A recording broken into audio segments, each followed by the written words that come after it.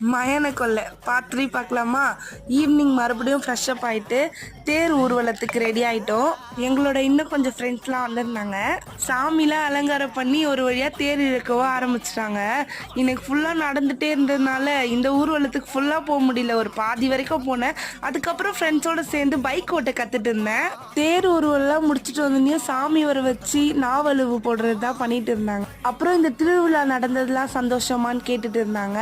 கிட்டத்தட்ட நம்ம இப்போ ஃபைனலுக்கு வந்துட்டோம்.